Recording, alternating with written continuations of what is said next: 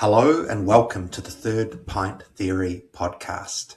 You're with your Kia ora, Martin Bridges. You're with the usual suspects, myself, Michael Donaldson, and Martin, the beer bigwig Bridges. Hey, Martin, you're looking remarkably fresh and sprightly on the video, despite a week of beer in Auckland. You've just finished Auckland Beer Week. How did it go?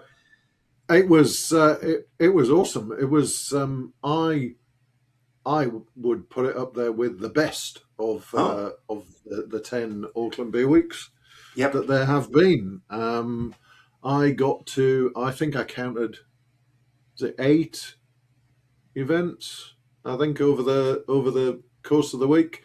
I had a couple of days off with when I was doing other things, but I think it was great. There were good crowds at various events. A couple of the ticketed events sold out. I believe the Karamu Barrelworks tasting at 16 tons sold out, and until the Garage Project special funky wild tasting sold out as well. I think it was. It was a great event. I'm already working on with Marie on next year's program. Oh, very good. Was there a personal highlight? Was there one event that stood out? Ooh, that's a tricky one. I thought it was really interesting. I always like new venues, as I've mentioned before. I always like to get to somewhere new, and I went to Curio, which is a kind of a cocktail bar. Owned by the people who own Culprit Restaurant, and they did a beer cocktails event with McLeod's. They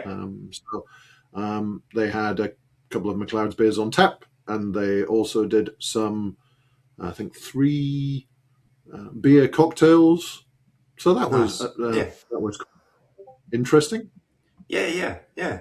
And the other big news of the week. Of the past week, I think, was the West Coast IPA Challenge at the Malthouse, and won by Neck of the Woods, subject of one of these podcasts. A very good episode, if I remember correctly, in which, I don't know, did you drink a MILF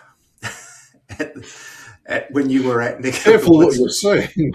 A MILF. It's Man, I Love Flamingos. You know this. Yes. I did. It was the particular one I drank was a hazy one. Okay. Whereas the one that won was a West Coast. But yeah, it's Man, I Love Flamingos is a series, I guess, now from Neck of the Woods, named after their one of their owners, Virgil's love of flamingos. And this one's it's called Kinky MILF, and I haven't had it because I think very hard to find in the wild. I do know from speaking to Scott Taylor at Neck of the Woods that there will be some on at Beervana. They are they've got a Fort Knox around the remaining kegs because, of course, demand goes through the roof when you win something like that. But they're trying to ring fence some to have them available for Beervana, which is great. And of course, Scott will be joining us for one of our live Q&A events at Beervana.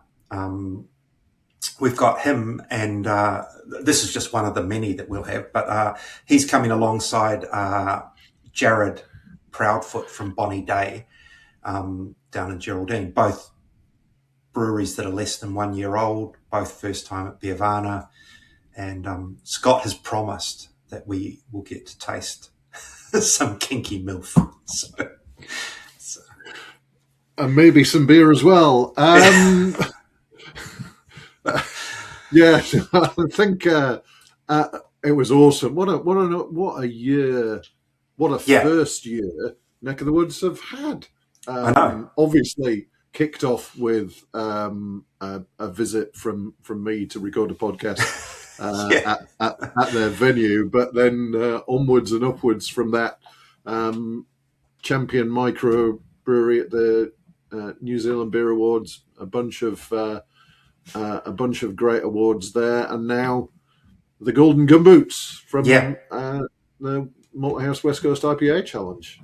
Yeah, no, and there's some amazing photos doing the rounds on social media from Jed, who's just taking some great photos at the moment. And the three of them, Virgil, Scott, and the brewer Reed Liddington, sort of celebrating on the bar.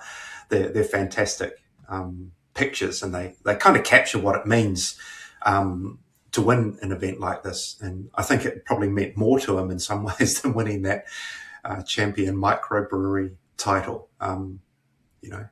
Just it's very competitive. So hard. Everybody wants to win the Malthouse West Coast IPA Challenge. Because it's a single style, and it's you get and it's such a popular style, and I think everybody wants to win it. There were some and some big names that they beat. Garage Project took second, I think. I've had that beer. It was an awesome West Coast IPA. And then Epic, was it? Standing Epic ovation. in third. I've got that in the fridge. I haven't had it yet. And I think McLeod's in fourth. Which I've had that, and that is also a really good West Coast IPA. So for Neck of the Woods to top those heavy hitters. Those are three. Those Garage Project, Epic, and McLeod's. Like, if you wanted to say, show me a brewery that makes really good West Coast IPA, they would be among the first that you would trot off if you were counting them down. So it sounds like it's a magical beer, and can't wait to try it. Been a huge year for Neck of the Woods because they won People's Choice Awards at both Lagerfest and Smith's NZ IPA Challenge as well. But as Scott said, that's a hearts and minds thing, and getting people to judge your beer as the best is a whole different kettle of fish. Brewers in New Zealand always refer to the People's Choice Award as the Scott Taylor Award. Because he always seems to, like when he was at Deep Creek, he always seems to take those out. So he's a popular guy, and so he's a lovely fellow. It's just such a good story for them, and so good for Reed, the brewer, who left Good George to move into the Bay of Plenty region with his young family, and may not have been back in brewing if Neck of the Woods hadn't come along, and if Scott Taylor hadn't asked Brian Watson at Good George, do you know any brewers? And he said, look, there's a guy just around the corner from you. And just nice little coincidence. And I think Scott was saying that at the New Zealand Beer Awards, there was a sort of a table of the various Waikato Bay of Plenty crowd, and Brian was sitting between Scott and Reed on the night. So he said it was just quite a nice come full circle, the man who introduced the two of them. So some good work going on down there for sure. Now we've got I think this is an episode that coming up, our guest, Stu McKinlay from Yeastie Boys. I think this is an episode that I think it's just a really useful one for anyone in the New Zealand beer scene to listen to, because Stu has been through so many, I want to say, iterations of the industry almost, seen so many facets of it, from being the first craft brewery. I think they were the first to do the crowdfunding, really early adopters of that model, probably closely followed by Renaissance, I think, who weren't too far behind them. Renaissance may have been in first. I'm not sure. It was. Yeah. They're around the same time, but certainly the most noticeable, the first kind of really to make an impact. Yeah, and I think we both have to make a full disclosure here that I am a shareholder in Yeastie Boys, SAU, I believe. I am. I partook in that initial in the fervour crowdfunding. Yeah, I was in Golding's Free Dive in Wellington while Stu was pressing the button on the laptop to start the crowdfunding. Yeah, I mean, it's sold out in half an hour. Yeah, 30 minutes to raise $500,000. I mean, things were really different then, and there was a real feverish kind of experience around it. You know, I can't even remember how much money I put in, but it was just, you felt like you had to be part of this moment. And, you know, no disrespect to Yeastie Boys or anything, but I don't think I'm going to see my money. I think I've gifted it, but that's all right. I'm happy to gift it. Yeah, it's just one of those. It was a really good interview. It's I think people who have recently come into the New Zealand beer scene, probably like in the last 5 or 10 years, probably don't really have any real view of the importance of Stu in those early days. You know, his kind of pioneering really of the contract brewing model, the crowdfunding, actually even like him being on the board of the Brewers Guild when he wasn't even a brewer, you know. He has had a major impact on the trajectory of craft beer in New Zealand.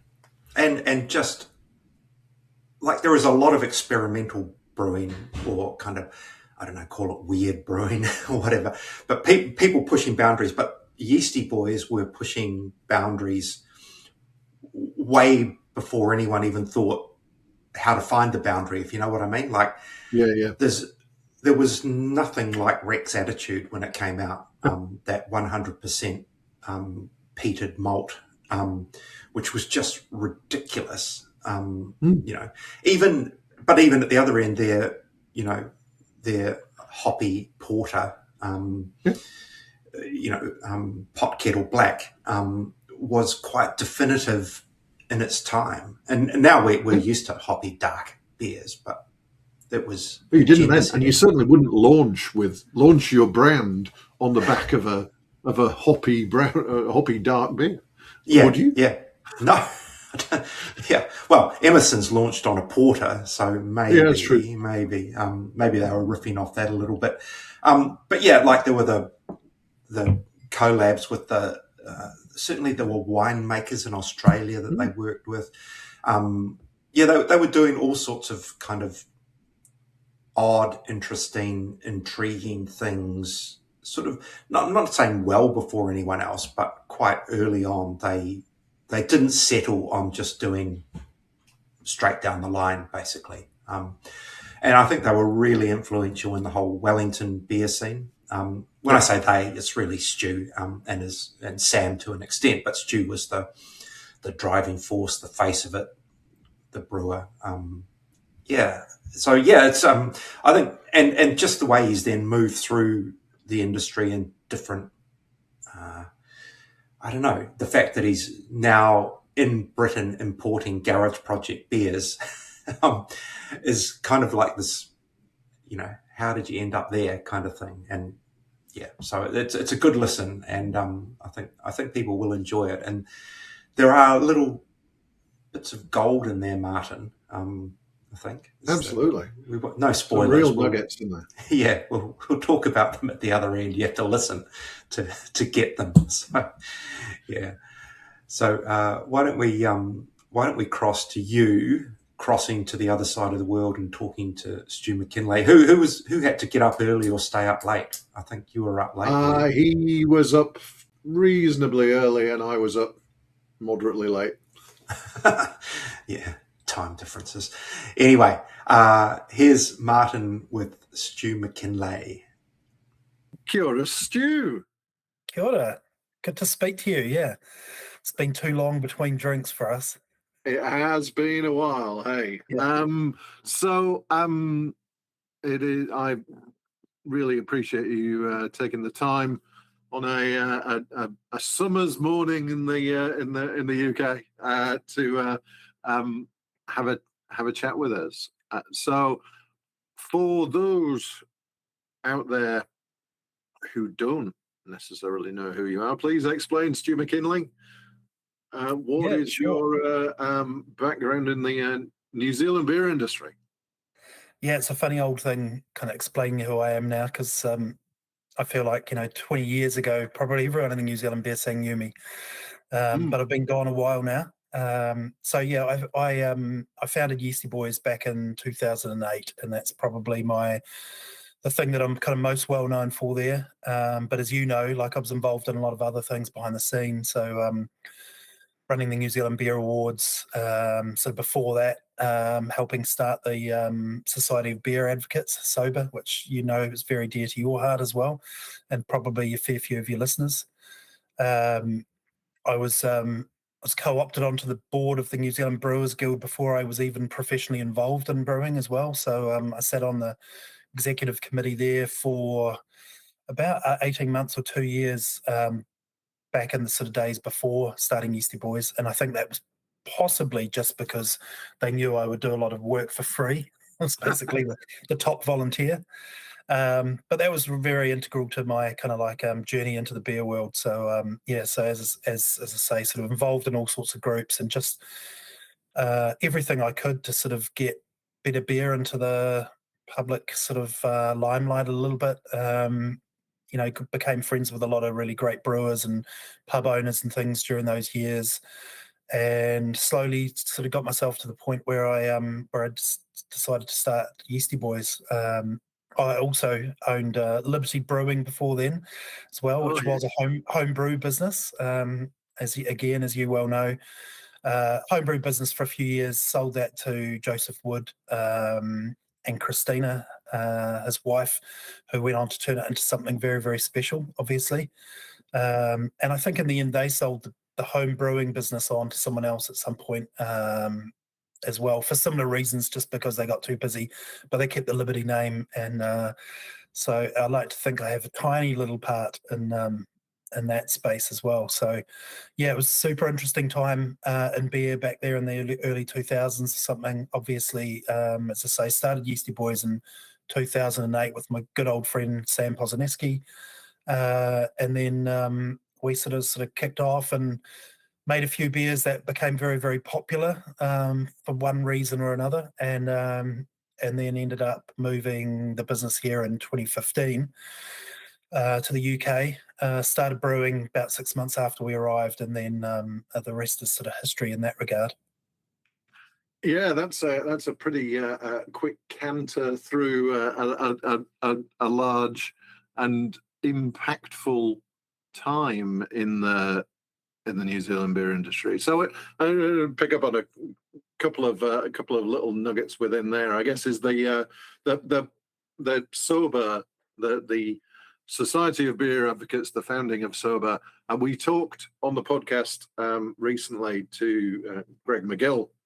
And about the origins of SOBA, and he was at that fateful meeting at the Malthouse, which it seems a lot of people were at. Yeah, it's one of those things. It's like the first Sex Pistols gig. Everyone says they were there, but really there were only I don't know, probably a dozen of us, maybe. Yeah, something like that, I think. And we all came off the back of the sort of the Real Beer Forum, pretty much. Which was a very, very strong community back in those days. A lot of people who have gone on to become kind of like, some of the most well-known brewers in the country, sort of all met during that time on that space. And obviously we were at the old Malthouse on Willis Street, which is very, very integral venue in my kind of like, development of drinking beer, and understanding, that difference between truly amazing beer and stuff which is, fine to drink, when I have to, but that I don't sort of seek out so much, I guess. It was probably in the last sort of days of that venue. I imagine there was probably only another year or so before they moved on to Courtney Place from there.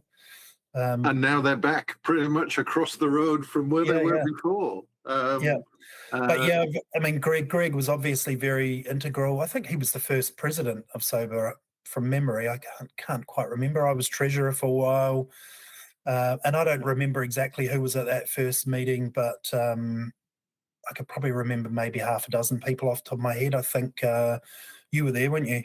I was not. Oh, you're not there? No. No, I popped up later on. It was just.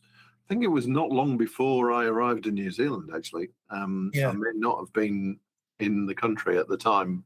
Yeah. But I remember kind of arriving and getting involved in the Real Beer Forum, which, was being run by Luke Nicholas of Epic, Yes, so Luke. And Luke I remember... SOBA meeting, Greg, myself, Brendan McKenzie, maybe Rob Owen. Yeah. I can't really remember, off the top of my head, but I say, as I say, it was like a really tiny little beer culture at that point. Felt like we kind of all knew each other, and I think I've said to a few people, the first year or so of Yeastie Boys, I felt like every single person who drank our beer, I knew them personally. It was a very, very small scene and quite different from what it is now. Yeah, I think so. Because I remember that Real Beer Forum, and I remember because I was homebrewing at the time, and getting into case swaps where we'd send bottles of beer around the country, and I remember swapping beers with what turned out to be some of the New Zealand craft beer royalty, yourself, people like Mike Nielsen, who then founded Panhead, now at Boneface, Joe from Liberty, and various other peoples, and they all went on and formed highly successful breweries, and I didn't. You're probably the smart one, yeah. I just talk about it. Yeah, there was like loads of people there. I mean, I think that probably half the people in those case swaps went on in some way to have a kind of like professional involvement in beer, either for a short term or a longer term, or sort of dabbled in it. There was obviously a few other people that started sort of contract brewing type businesses like myself. I can't remember if Dale Cooper was involved in that, but he was definitely involved in that sort of real beer group and everything. And so it was certainly an interesting time. And even back before that real beer group, there was a Yahoo forum, which would have been like very early 2000s or maybe late 90s even. And that's where I met quite a few of the people. I mean, the real standout from that Yahoo forum days, I think Greg McGill was on there and Kieran Hazlitt-Moore from North End. So, I mean, I was probably on dial-up internet when I first started meeting all these guys, yeah. So what out of all that led to Yeastie Boys? Yeah, so I was early 2000s, I sort of like had an idea of wanting to do something that wasn't based in an office for the rest of my life. And I really enjoyed my job, but I just sort of didn't feel like it was quite where I fit. So I thought of all sorts of things, and food or drink kind of like became quite a center point of kind of like my thinking. And I toyed with the idea of becoming a chef, but I really didn't want to work when everyone else was having fun. So I started to sort of think about some other ideas around that, and I'd sort of just started to really get into like interesting beer. I'd always been like a little bit of a on a sort of a search for decent beer in some way, and I think that comes down to my family, Scottish parents. Edinburgh was kind of like one of the leading, like, you know, beer producing cities in the world when my parents left Scotland, and my dad was always really interested in like new sort of brewery or brew pub ventures when they started off. So we always had some kind of interesting beer around the house in some kind of way. So through my teens, I sort of grew up into that space, and then you get to the point where you sort of go off to uni and your dad's not buying you the expensive beer, so you're just buying kind of like, you know, whatever you can kind of get your hands on and afford. But even at that stage, I was still looking for something that was a little bit different wherever I could. And yeah, the journey sort of led its way slowly towards brewing. I started home brewing a little bit. Then I was fortunate enough to sort of fall into a group of individuals who kind of like were fairly well connected in the beer scene, and Neil Miller was probably absolutely integral to kind of like where my journey ended up going. He invited me to come and help out at the New Zealand Beer Awards, or the Brew NZ Beer Awards, I think they were probably called back then. It was before it became the Brewers Guild of New Zealand Beer Awards, or the Begonzas. The Begonzas.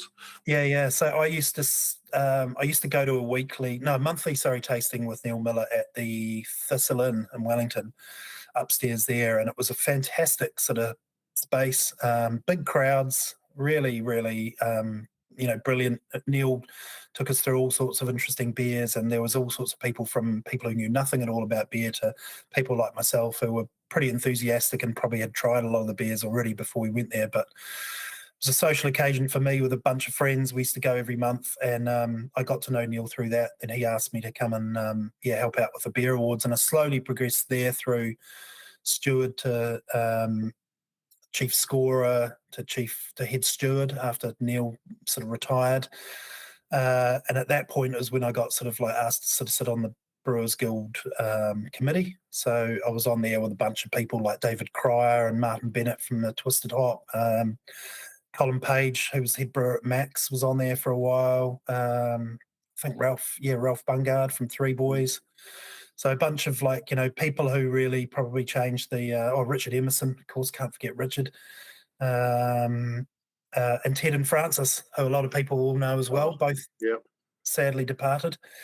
And through that sort of time, I got to know a lot about what was happening in the beer scene, the beer world, and kind of like I could feel that sort of groundswell and excitement of interesting beer growing. But I sort of always felt like there was some other things kind of missing. Probably people just taking a little more risk and interest in, making interesting beers and things like that. During the stewarding time, I got to know Steve Nelly really, really well. He was a fantastic brewer from Invercargill Brewery. And over the years, as his beers got much better and better and better, professionally minded, better and better as a home brewer, I got to the point where I asked him one day if I could brew some beer on his kit. And I'd got to know that he was sort of only using about sort of 30% of his capacity or something like that. So I thought, rather than, going and investing in a brewery and trying to build something myself, why don't we do something together and utilize some of that excess capacity? So we did that.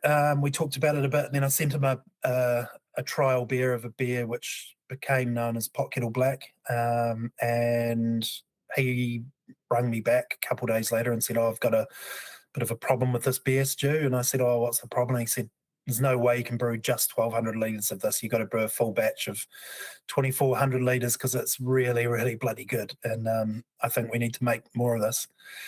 So we went ahead and did that. I was panicking that I wouldn't be able to, find places for it to sell because there were so few places selling good beer at that stage. But also through the Brewers Guild Awards and the back scene sort of there, I'd met Craig Bowen, who had started a distribution business called Beer NZ. And when I told Craig what I was doing, he was like, I'll take it all. And he did. He took it all, sold it across New Zealand. I think probably a tiny bit went to Auckland, but the majority went around Christchurch and Wellington. And then that was it. We sort of like came up with this idea, got the recipe, brewed a small version, sent it off to Steve, started the business, company's website, and it was all up and running from probably about 8 weeks from genesis of the idea really to actually making it happen. Yeah, it's and those were awesome days. I think that I remember something occurred to me the other day when we were about the Invercargill brewery, the contract brewing there. In that when we were getting ready for having this chat, I pulled a bottle out of my cellar, a dusty bottle from the back of the cellar, and looked at the label, and then was brewed at Invercargill Brewery, and it was a Yeastie Boys beer brewed as a collaboration. It was the PullYu. Yeah, yep, yeah. Fun little time that was. We did 2 different collaborations with wineries over the years. The first one was with Some Young Punks, who are an Australian winemaking group, and they're sort of like all winemakers in their day jobs, and then have their own sort of business on the side, and their own brand. And we made a series of 3 beers with them years ago, where we got some of their it was a botrytized Viognier, and we turned it into candy sugar, and then made 3 different beers with it, sort of like a strong golden ale, a blonde ale, and a imperial porter kind of thing. So 2 beers around sort of 9-10%, and one about 7%. And then a few years after that, I had a little bit of a relationship with Gladstone Vineyard in the Wairarapa. They were just about 10-15 minutes drive down the road from my dad, so I'd been there a few times for lunch and got to meet the owner, Christine. Knew her reasonably well. My parents knew her very well because they were Scottish, and so was she. So she approached me at some stage and sort of just said, "Are you interested in doing some sort of collaboration?" And we talked about this kind of idea. We got her winemaker on board as well, and we did a similar sort of thing. So again, we took a wine of theirs that had been sitting in tank for about a year or something, and we made some candy sugar out of it, made a sort of golden ale, again about sort of 7%, and then got some beautiful labels designed and sold the beer and the wine side by side as PushMe, PullYu, the Dr. Dolittle character with the sort of 2-headed llama or alpaca or whatever it is. And again, had a lot of fun with that one. It was, we got, I got a little bit of the wine over here in the UK, but we obviously imported a bit of the beer. We were importing a fair bit of Yeastie Boys beer from New Zealand at that stage, as well as brewing here. So, that was a bit of fun. And I've got probably maybe 2 bottles left myself. So I have to pull one out myself. Yeah, that was my last one, unfortunately, but it was still tasting really good for about a 9-year-old beer. Yeah. Now, I was impressed. It was a great beer. The other bottle that I considered pulling out was another collab that you were involved in. This time, West Moon with Kieran, the aforementioned Kieran Aslamore from North End, and that had a bit of a story behind it as well, I think. Yeah, that's like my favourite collaboration I've ever done, for sure. Kieran, as I say, is an old friend, sort of, I guess, 25, 26 years or so I've known him for now, give or take. And as I say, we met right back in we didn't actually meet in person probably until the Real Beer days, but we met back on like Yahoo forums. Both really interested in home brewing, and just became nice friendship over the years. Kieran came over here just before COVID, actually, about 2019, I think it was. Came over in February, bought a big coat with him. Was really looking forward to winter, and we had like the warmest February ever, and I don't think he wore his coat the whole time he was here. And during that time, he was here for about a month, and he spent about 2 weeks staying with us, and he would stay for a few days, then go off, then come back and stay for a few days and go off again. And he had a wonderful trip, soaking up all of the real ale sort of atmosphere and eating great food and meeting great people, did a couple of collaborations and things. And near the end of his trip, we had a bottle that James Kemp, who was a head brewer at Yeastie Boys at the time, he had sent to us for Kieran and I to drink while Kieran was here. And it was about a 40-year-old bottle. I think Kieran wasn't even 40 at that stage, so it was older than him. And it was an old Burton Ale, Jubilee Ale. So it would have been from about, I guess it was like 79 or something like that, 78, 79. I can't remember exactly, but absolutely phenomenal. We didn't know if we were going to pull the cork on it and it was going to be completely spoiled or if it was going to be really great, but it was just absolutely stunning. We had it with some great cheese. Kieran used to be a cheesemonger, so he'd picked up some really nice cheese. And he had also bought a really lovely bottle of sparkling wine from a Kent, a local producer down the road from where Fritha, my wife, and I were living at that stage. And so we had just this fantastic afternoon. It was like 19 degrees on a February day. You'd expect it to be 9, maybe even colder. We sat outside and enjoyed that and had a really, really good time. And James, or JK, he had also sent a little vial for us to collect the yeast in, made us promise that as well as drinking and enjoying the beer, we would collect the yeast so that we could that he could play around with it and grow it up, which he went and did. And we ended up using it in a couple of collabs. So one was this West Moon. We sent another bit of it out to Hong Kong to a brewery there called Young Master that we did a collaboration with as well. But the one with Kieran, we brewed about 6 months later. I came back to New Zealand on a trip for a Yeastie Boys AGM and a bit of work in Australia and New Zealand. Flew straight into Wellington and borrowed my brother's car and drove sort of an hour up the coast to where Kieran's brewery was. He had already mashed in, got this sort of beer already, and this was about probably about 7 or 8 at night I arrived, and we ended up sort of running it off into the kettle, getting the boil going, and then Kieran went off to bed for a few hours and I sat in the brewery by myself, had a couple of pints because they had a bar there as well, did a few emails and everything and kept an eye on the boil, and we boiled that beer for 12 hours. So it was an all pale malt beer, but it ended up the colour of a, very dark brown porter or something like that. So got some great photos of how the colour changed over the hours from, golden to deep copper to like a really rich ruby colour, then through to the sort of really dark brown in the end, and brought completely different, dark malt characteristics to the beer than what you would normally get from using sort of roasted or toasted malts. Fermented that beer in a standard tank for a while, then put it into barrels with this special yeast from the beer that we had drunk back in the UK 6 months earlier. And that yeast obviously had a bit of sort of wild characteristics in it as well, and left that in those barrels for, I think it was about 6 months. It does say on the side of the bottle, I can't remember off the top of my head. And so it was packaged probably close to a year later, maybe 9 months after we had actually brewed it. And then again, luckily enough, got a bit of that beer to the UK. So I managed to stash a few bottles myself, and I've got a couple of bottles left, I think, of that one.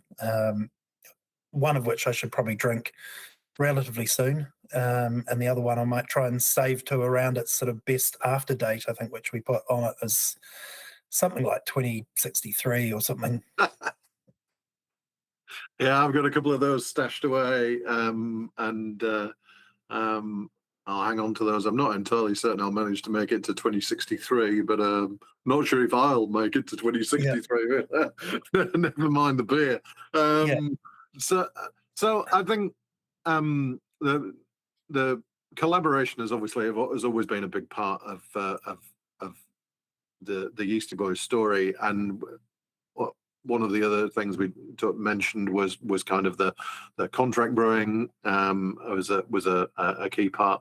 But then the other thing that I always associate with Yeastie Boys, which then I think has contributed to the growth of the New Zealand beer industry is the crowdfunding, because that was, I don't think any brewery had gone down the crowdfunding route before Yeastie Boys did. What led to that? Well, Renaissance were the first, I think, to. So I think we were, from memory, I could be wrong, but I think we were the third company in New Zealand to like successfully crowdfund. So a couple of people had tried it, not done it successfully. A couple of businesses had done it before us, and I think Renaissance was one of them. I'm pretty sure, yeah. But yeah, we were as I say, we were the third, but we were probably the first really big news story, because we kicked off at, I don't know, 6 p.m. on a Monday afternoon or something, or Monday evening, and it was all done and dusted by 6:33. So we raised $500,000 in 33 minutes, which was quite a big news story, given it was the first sort of couple of months of the crowdfunding days. And that was really, just off the back of, it had been, Yeastie Boys was a part-time project for many years, and I was working in either full-time or part-time work during all of that time. And I sort of had got to the point where I sort of felt like I'd needed to go one way or the other. So either make it definitely a sideline thing and not spend so much time on it, because I had a young family at the stage as well. So trying to work, 12, 14-hour days when you're trying to keep on top of absolutely everything was really, really difficult. So I had gone and done a few kind of like things with the likes of New Zealand Trade and Enterprise and everything about different ways to, fund your growth of your business and that kind of thing. And during this time, I had met Anna Gunther, who was the CEO of, the founder and CEO of PledgeMe, still is, and just absolutely gelled with her on this sort of the idea of using our community to fund the business. An extension of sort of like I saw it as a bridge between kind of traditional funding at both ends of the model, which was the friends and family kind of thing at the very sort of basic level, through to professional or semi-professional investors at the other end. And that's exactly kind of who we ended up with as our sort of funding in the end. When I look back through kind of all the people who have bought in, we probably had about half of the money was funded by people who I would have considered, investing for a return, and half were investing for kind of like, passion project, friends, kind of thing. And obviously, everyone wants a return in some way. That's the ultimate goal. But I think there was a lot of love for what we were doing in the beer market. I think that was, behind that, a lot of that funding. And since then, kind of, as you say, I think that you're right that you weren't the first, but you were the first high profile, and that then there was a whole series of crowdfunding for breweries. Some more successful than others, but and it still continues. Obviously, Three Sisters at the moment have a crowdfunding round open related to their purchase of Sunshine Brewing. So it continues. But I think that a lot of people would point to Yeastie Boys as the trigger for a lot of that. So that led to the expansion to the UK. Yeah.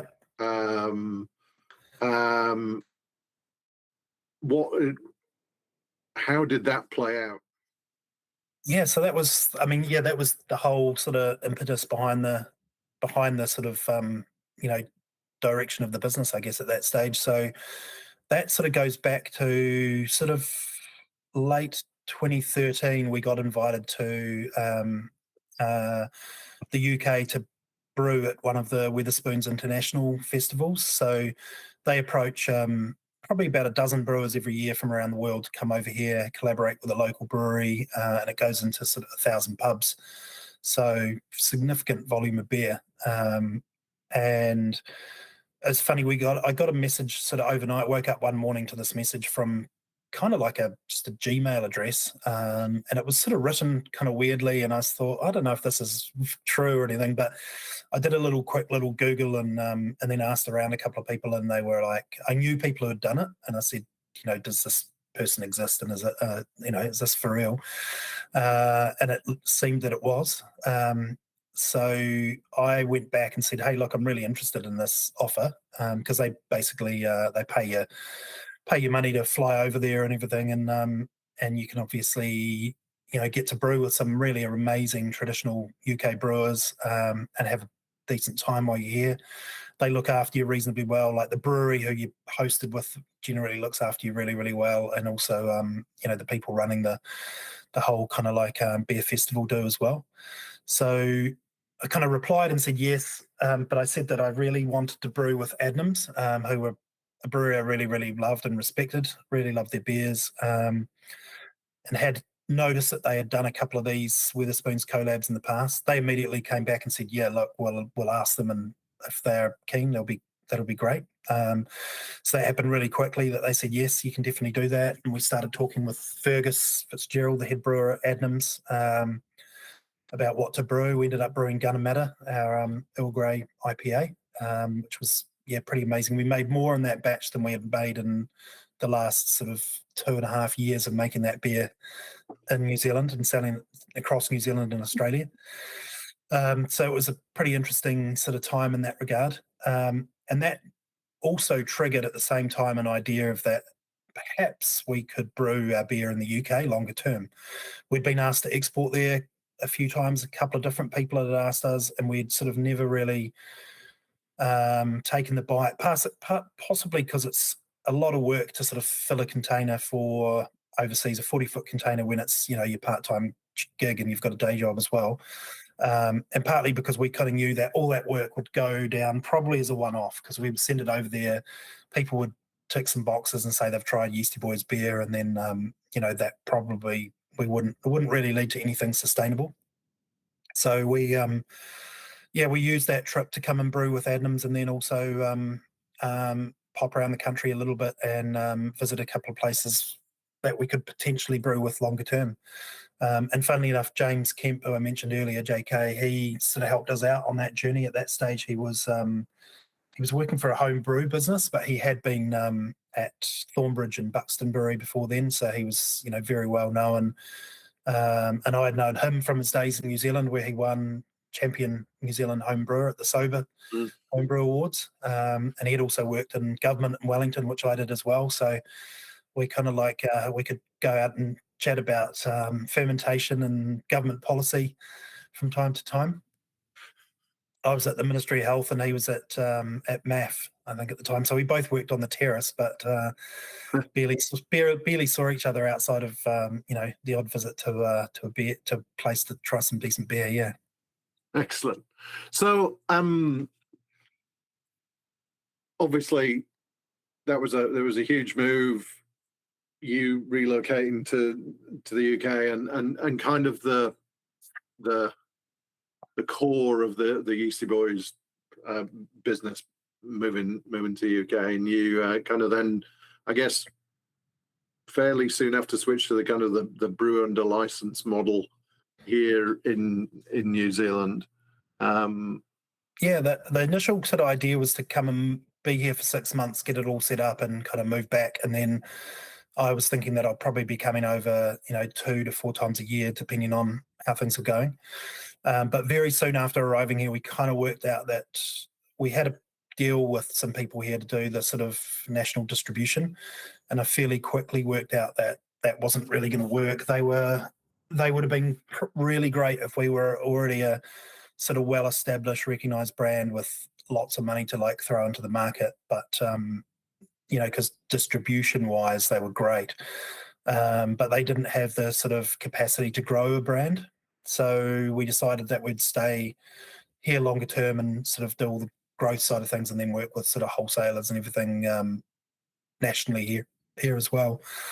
So we hired a manager and a sales manager, like a general manager and sales manager back in New Zealand, to sort of run things for us.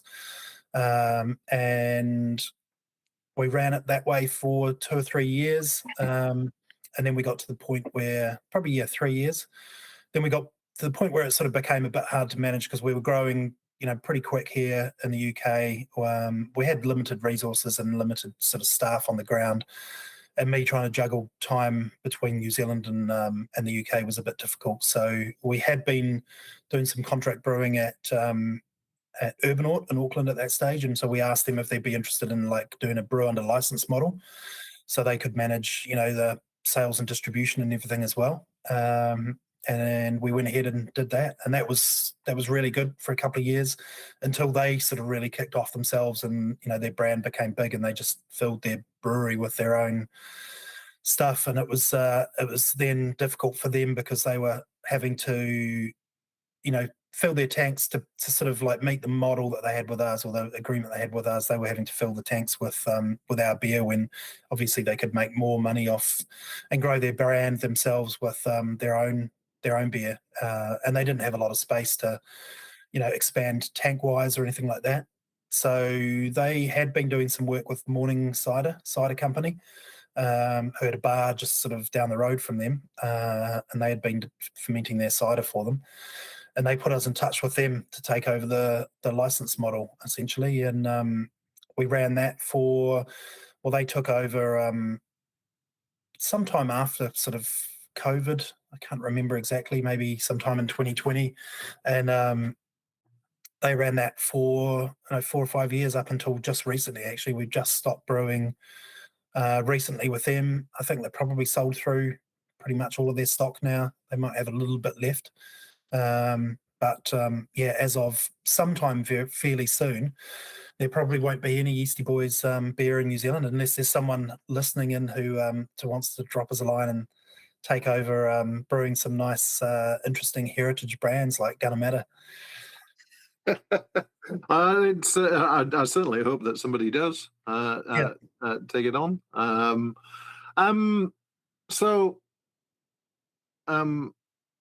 Aware of the time that you then, after that massive growth in the UK, the whole market there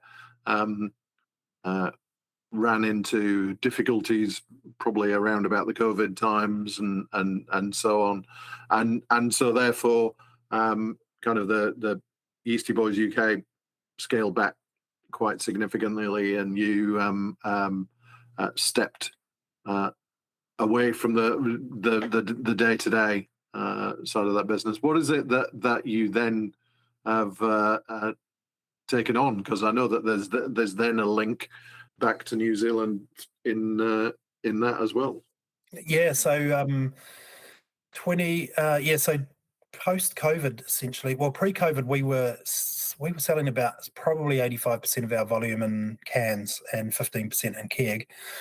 Now we're about 95% probably in keg, 90% in keg.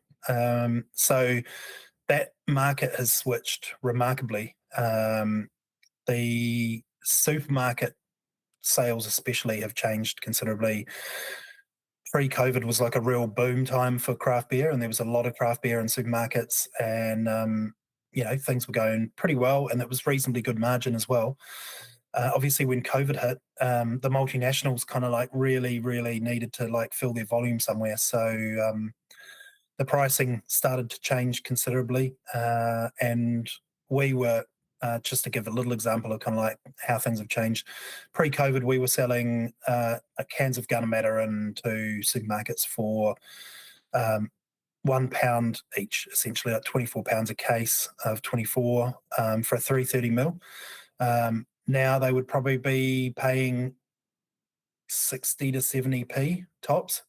And during that time, our pricing has increased by about 30% as well. So we're now at the point where we literally could not make beer cheap enough to sell it to a supermarket without losing money. So that's kind of changed fairly considerably. So things took a massive change in regards to like our strategy and everything there. We a little while after COVID, we'd done a couple of rounds of kind of like private investment, and we were looking for an industry kind of investor. So either a brewery or someone with kind of like distribution, kind of like national distribution links and sales teams and stuff like that. And we talked to quite a few people from some of the multinationals through to some quite large, UK based breweries. And we ended up coming across Kingfisher Drinks, which are essentially they were founded by the guy who started Kingfisher in India, the brewery, but completely separate business. Kingfisher is now owned by Heineken, but Kingfisher Drinks here in the UK has the license to brew and sell Kingfisher beer. So they brew and sell about 9 million litres a year, I think, of Kingfisher. Pretty much every curry place in the country has it. Obviously, loads of supermarkets and stuff as well. So their team approached us, and they were interested in bringing a craft beer into their sort of portfolio for national distribution. And after a couple of sort of chats backwards and forwards, they said, "Hey, look, we're really interested in potentially investing as well, so that we don't go through this sort of model that I've gone through with a lot of businesses where they take them on as a kind of part of their portfolio, and then that business grows to a point where they kind of like move on to someone else bigger." Because Kingfisher Drinks are, at that stage they were sort of 20 to 30 times the size of Yeastie Boys, I guess, in regards to revenue.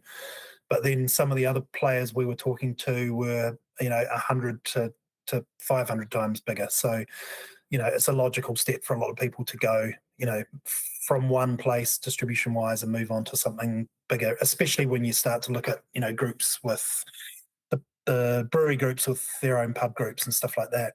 So, we went, we had a bit of a chat over investment. There was a slight stop-start affair to the whole thing because of sort of little lockdowns and stuff that we kept going into here in the UK.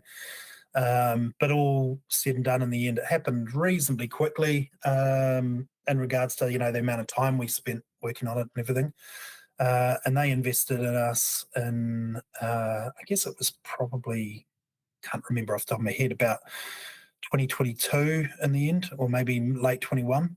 And after a few years of kind of running that sort of mixed model where we were selling a little bit of stuff direct and selling stuff, quite a big volume through them, we got to the point where we kind of realized that if we kind of like remove our own costs from the business, so that was our sales manager and myself as kind of managing director, Fritha, my wife, is kind of like, sort of art director and creative director, then we'd be quite nicely profitable, and we wouldn't have to work for it as well. So we're essentially running a brew under license model with them as well, where they were brewing Big Mouth, our biggest selling beer. We would buy that off them and sell it direct ourselves. And then also we were making like 2 or 3 beers ourselves.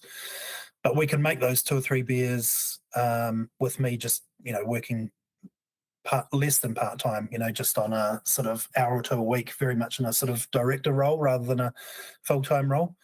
And so we went ahead and did that. And after a little while of kind of like wondering what I was going to do, whether I was going to go back into my old job in a suit in an office or something else, I kind of realized that like a lot of my, contacts and potential for work and stuff here really were in the drinks trade. So I ended up sort of sticking in that side of business. I did a bit of consulting for a few breweries, anything from sort of one day, helping people out on a board, doing some advisory stuff through to like 3 months full time with a brewery, helping them with some sort of strategy stuff. And then during that time, I sort of came up with this, or rebirthed this idea that I had many years before about a sort of distribution cooperative that's funded by the people who are involved in selling, rather than a traditional wholesaler where people buy, the beer off the brewery and then sell it through to margin.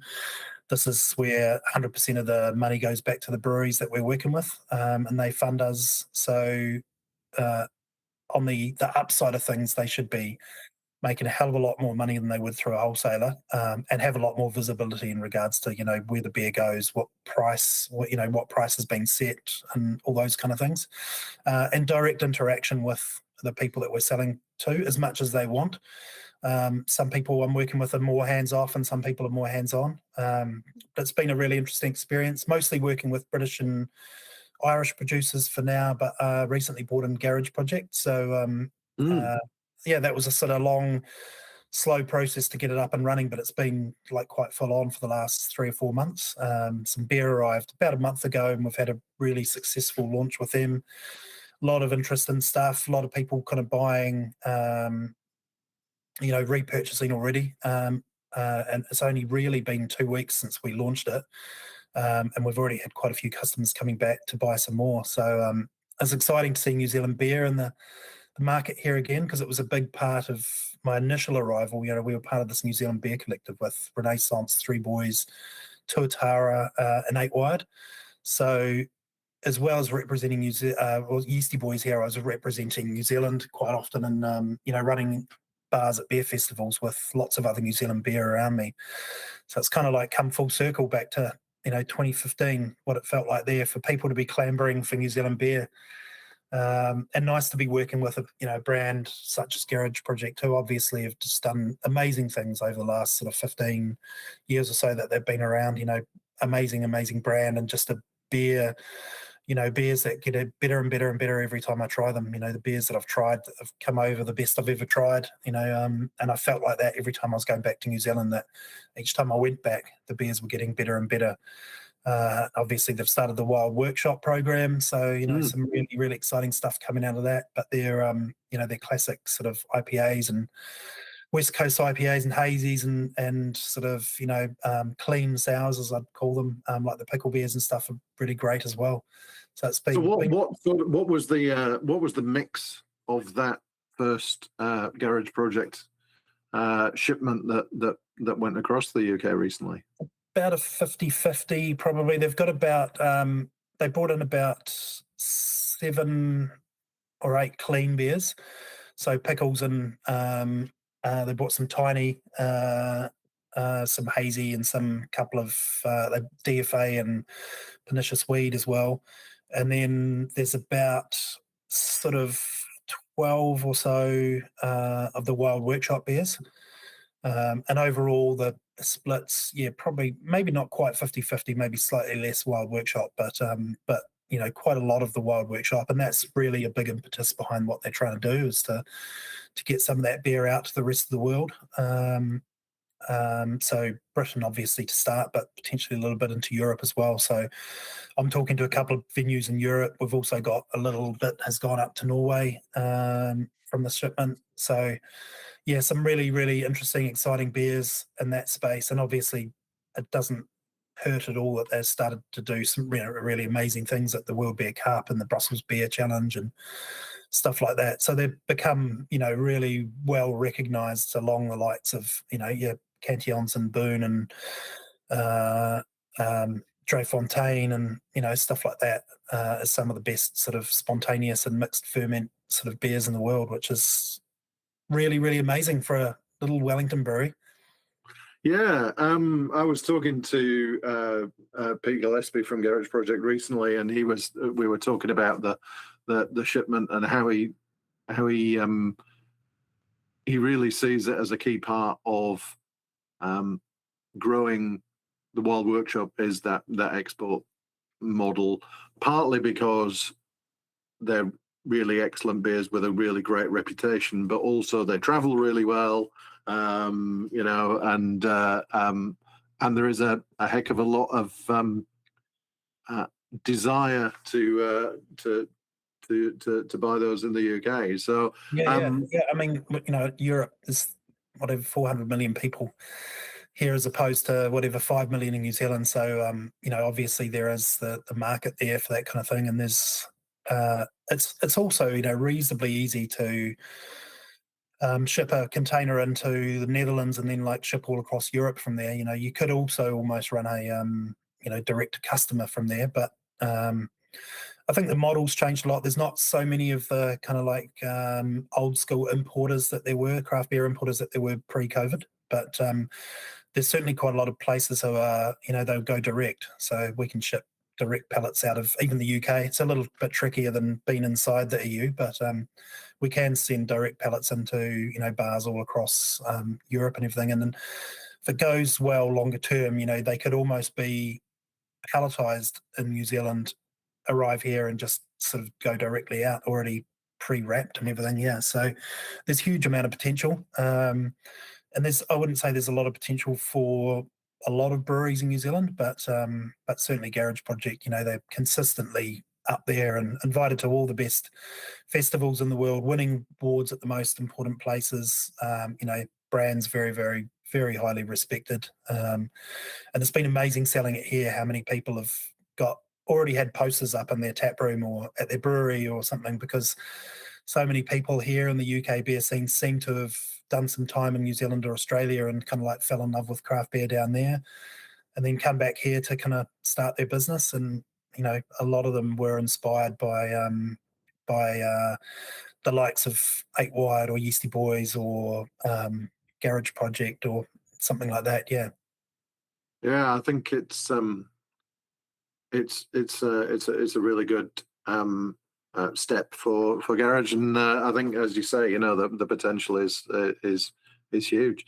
And just before we wrap up, I just wanted to kind of get a bit of a view as to where is the UK beer market now, because we talked, certainly you've already mentioned, in terms of the shifts in the supermarkets, and the obviously the price pressure and so on. But where do you see kind of the UK beer market being at? Because I remember when I left the UK sort of 2007, and then at that point it was still very much a cask ale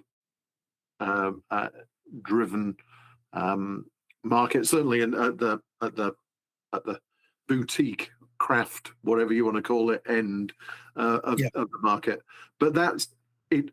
The sense I've had from kind of looking back is that has changed. There's a lot more of the kind of maybe the US styles and so on. Where do you think things are at the moment? Yeah, well, it's obviously pre-COVID, it was just booming beyond belief. A lot of money was going into building breweries and everything, and there's been a few really high profile and very, very expensive sales. Beavertown, Camden, some of those kind of really early kind of like early ones in. And obviously Lion Nathan came over here and they bought a London brewery called Four Pure and Magic Rock from Huddersfield, who were, two of the sort of like hot breweries of the time as well. That ended up going not very well at all, unfortunately, and those brands have kind of like sort of petered out. They've been through another owner since then, which didn't work out either. They may have even gone through a third. I'm not entirely sure, but that's been a bit sad. And we've seen a lot of that kind of stuff where, there's been a lot of consolidation. So, the very best sold off to multinationals, and a bunch of the other ones in the middle have struggled. We've seen a lot of the ones who were at the kind of like that sort of like high volume space have gone under. There's been a few that are still hanging on, but I would say that 3 or 4 years running, probably the largest craft or independent brewery in London either sold or went under. Over a period of 3 or 4 years, it's been quite significant. There's been a few who I'm very surprised are still going. There's been a little bit of that classic sort of race to the bottom in regards to pricing and things like that, which is really, really tricky, and it makes the market hard for everyone. But overall, I would say it's in a pretty good space. The quality of beer is pretty good. The market's obviously matured, so you don't have people chasing, absolutely wild, weird beers all the time now. Like people are really going for quality and breweries who are making really, really solid, pale ales and things like that. Obviously, pricing's a significant factor in that, because everyone in real terms is earning a hell of a lot less than they were pre-COVID as well. So things have tightened up a lot. Like all of my neighbours, went from paying I don't know, £1,200 to £1,500 a month in their mortgages to, you know, £500-600 more a month, and that blows your, you know, budget for going out to restaurants and pubs and buying kind of like expensive craft beer and stuff. So it's been very, very tough. But there's a really, really nice underlying bunch of, you know, at least 1,000 amazing little kind of micro pubs and little bottle stores and things who still really, really focus on, you know, independent producers and you know, natural wines and really great craft beers, and are very thoughtful about the things that they buy. So we have, you know, with my new business, Liquid Sky, who I'm working with, Garage Project with, I've got about sort of 700 or 650 kind of like, you know, leads or customers in my kind of list. And I'm finding like pretty much every day I find a new one, and often they've been around for quite a long time. It's just that it's so hard to find them unless you have someone full-time, you know, just basically searching out bottle stores and everything, because they exist all over the country, tiny little villages, you know, they're in the big cities, they're everywhere. And one of the great things about Garage Project is a lot of them have come looking for us because they've heard Garage Project's coming in. A lot of them already follow them online and, you know, Facebook or Instagram or something like that. So a lot of them have come out of the woodwork, but you just get that other thing through, you know, when you're on social media and you follow a lot of pubs and bars and bottle stores and stuff, you obviously see a lot of them come up, you know, as suggested people to your feed to follow, and you look at them and think, wow, this is an amazing little place, you know, in the middle of nowhere that I've never even heard of before. And yeah, it's, I think it'll always be around. It was not going to be quite like it was pre-COVID, where every sort of corner store in London was being turned into a, you know, craft beer and natural wine bottle store, where you could sort of drink in. You know, one of the great things here, and you see it a little bit in Australia as well, but not so much in New Zealand, is these tiny little stores with like just a few tables inside. So they're mostly a sort of off license for people to take home, but they create like a little community vibe by just having a space where people can sit in and drink as well. And it's seems a bit easier to get licenses for that kind of thing here, and it's quite a wonderful environment. You know, a really great place to go and learn about new beers and breweries and stuff. And there's so many UK producers making really great stuff now, from, again, like US style hoppy beers through to sort of spontaneous to mixed firm stuff as well. All sorts of crazy stuff. You know, there's a brewery here in the UK that specialises in imperial stouts. In fact, it's probably more than one, but there's one that I can think of off the top of my head. There's a few that really specialise in, you know, sour beers as well and stuff as well. So again, it's just a big market. It's there's opportunities for anyone to build sort of, you know, nice little niche businesses.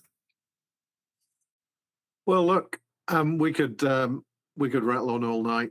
I'm sure I would love to hear more about what's happening in the UK, and but I'm just going to have to get myself back over there sometime. I haven't been back. Come and visit, and we can have a few more hours spending talking about it all, and visiting a few great pubs as well. Yeah, that's. I remember the last time I was there was kind of 2019, just pre-COVID, and you gave me an itinerary of London pubs to work my way around, which I spent a very happy day doing that. Look, a lot more since then as well, so there's always something new to take to. Quite often very, very old, but new to me. Yeah. Look, it's been awesome. Thank you very much for taking the time, Stu. I really hope that the Garage Project shipments continue and continue to go well, and I hope that we manage to find somebody here in New Zealand to bring back Kettle Black. That would be wonderful. Yeah, I miss that beer. Thank you very much, Stu. You take care. Big love to all your listeners, and especially those people I know. But yeah, I really look forward to hopefully being back at some stage, even if for a short period of time. I'm going to try and tie it in with something beer related, so I can get to catch up with loads and loads of people in one space at one time. It will be lovely to see you again. Take care, mate. Cheers. Take care. Well, Martin, I did say there were some nuggets in there, and one of them that I forgot that I knew was that Stu was the person who started Liberty Home Brewing Supplies, which he sold to Joe Wood and Christina, and which then became Liberty Brewing. So again, Mr. Influence on the New Zealand beer scene, right? Absolutely. And I'd like you, I'd forgotten that I knew that. Yeah. And because I was home brewing around those times, and I bought ingredients from Liberty. Yes. And I remember now Joe and Christina taking that on, and then deciding to make beer, and from there Liberty grew. And I think the other thing was that I'd also the collabs, that the Yeastie Boys Liberty collabs. I remember Never Raven. Yes. That was a beautiful beer. I miss Never Raven. But yeah, so as you say, Stu, as a kind of a progenitor of a bunch of bits of the New Zealand beer industry, and I think that the collabs have been a key part of that, including the story he told about his collaboration with Kieran Haslettmore at North End. Yes. And that overnight boil of leading to West Moon. Yeah. That's a huge beer, West Moon, in all descriptions. It's you still have some, do you? Have you? I still have, I think, 2 or 3 bottles tucked away. Yeah. It is definitely a beer that is built for age. So I will pluck one of those out of the cellar in maybe a year or 2 and see how it's going. On that note, this is for further down the line, but there's a little segue. Is Kieran Haslettmore is lined up to be the next guest on the Third Pint Theory podcast. I'll be calling into his place in Waikanae on my way down to Beervana, and we're going to stop in and have a chat, which I am very much looking forward to. And then, yes, we are going to be at Beervana. So if you're listening, if you're going to be at Beervana, come along and find us. We'll be hosting live Q&A sessions, both sessions Friday and the first session Saturday. And we've got a number of guests lined up. We touted Neck of the Woods and Bonnie Day. Who else have we got, Martin? We're going to be talking to the Pink Boots Society. That's right. Yep. Really looking forward to that one. Also, with a Wellington focus, we'll be talking to Double Vision and Abandoned Brewery, like Double Vision celebrating their 10th birthday. Abandoned, of course, have just sort of taken over Heyday, so that's a really interesting story. We've got Kelly Ryan's coming along to talk hops, which will be interesting, and beer in general. I think that'll be a good one. And we're still working. Oh, the other one we've got is Mount Brewing and... Oh, yes. Sorry? Oh, yes, is what I was saying. Yes. Mount Brewing, Niall Harley from Mount Brewing with his Harley Stout, and he's going to be joined by Jesse from Shining Peak, who is, I'm hoping he's going to smuggle in, or will have, some of their vintage stout. So we've got a little bit of a stout focus there. And we're still working on another, I think, special guest, if we can get them over the line, which is One Drop, who are going to be there. We just have some logistical things to try and sort out there. So it'll be great. I'm really looking forward to it. These were, I thought they were really good chats last year, and a good chance to sample some really interesting beers while you listen to people talk about it. So Yeah. Yeah, I'm really looking forward to it. And I had a great time doing it last year. We got some really good chats with some brewers, and we got some really good feedback from people who'd attended the sessions and said they'd learned things, and that they, as you say, got to taste some really interesting beers. So if you are coming down to Beervana, please come along and to one of our Q&A sessions and say hello. Yeah. Say hello. And I think for anyone who went last year, we were sort of in a little bit of a corridor. I think we're going to have a more dedicated space this year, which I'm looking forward to. So, yeah, apparently we've been upgraded. It's always good to get an upgrade in life. Hey, Martin, thank you so much for the effort involved in chasing down Stu over in the UK.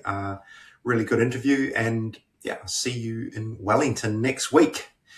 Absolutely. All right. Thanks, people. The Third Pint Theory is recorded, edited, and produced by myself, Michael Donaldson, and Martin Bridges, the Beer Bigwig. You can find past episodes on Spotify, Apple Podcasts, YouTube, and all the other podcast platforms. If you've enjoyed this episode, remember to subscribe so you never miss an episode. And please leave us a comment or rating. It really helps other beer lovers find the show. You can also find us on socials. We're third.pint.theory on Instagram and at thirdpinttheory.bsky.social on Blue Sky. Don't forget to check out what we're up to outside the podcast. You can read my latest articles, reviews, and news in the Pursuit of Hoppiness magazine at hoppiness.co.nz. Plus, you can sign up to my weekly beer news email, Friday Night Beers, at hoppiness.substack.com. And if you're a brewery, bar, or restaurant owner looking for help with making the most out of craft beer, you can get in touch with me at martin.bridges@beerbigwig.com. I can help you with beer lists, events, tastings, or other ways to help you make better beer decisions. Finally, if you're interested in sponsoring the podcast or advertising, or you had any other suggestions or questions, drop me an email at michael@hoppiness.co.nz. Until next time, keep your glass full and your hops fresh. Ka kite ano.